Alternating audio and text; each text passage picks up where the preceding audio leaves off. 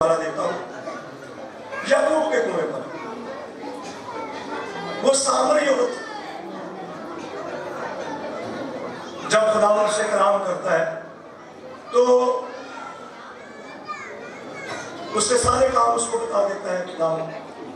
اور وہ عورت اتنی حیران، اتنی پریشان اور اتنی خوش ہوتی ہے کہ یہ میرے سارے گناہ اور یہ میرے سارے کام کیسے جانتا ہے۔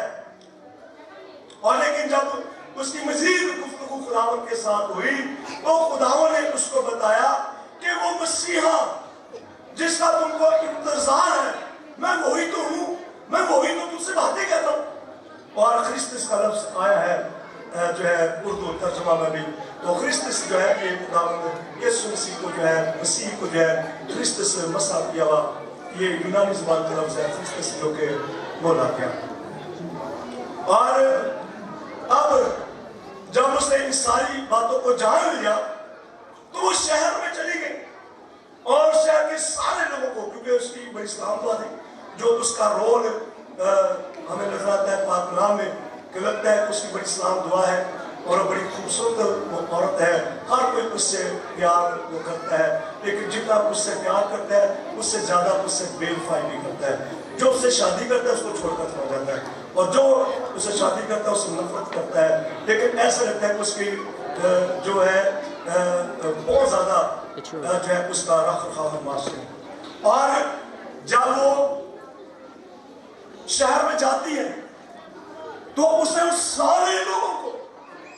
تمام شہر کو وہ اکٹھا کر کے تو یسوع کے پاس لے آئے۔ اور جب وہ لوگ وہاں پر آئے اور جب انہوں نے یسوع مسیح کو دیکھا، اس کے کاموں کو دیکھا، اس سے کلام کیا،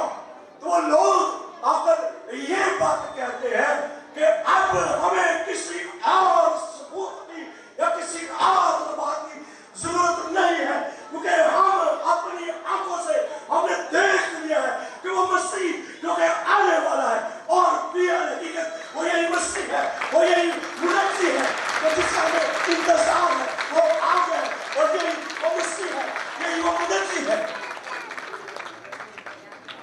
اس عورت نے اس بھید جان لیا کہ وہ منجی کہ جس کا ان کو انتظار تھا، انہوں نے بھی جان لیا کہ اب ہمیں تیری کسی گواہی کی ضرورت نہیں ہے۔ اور مزید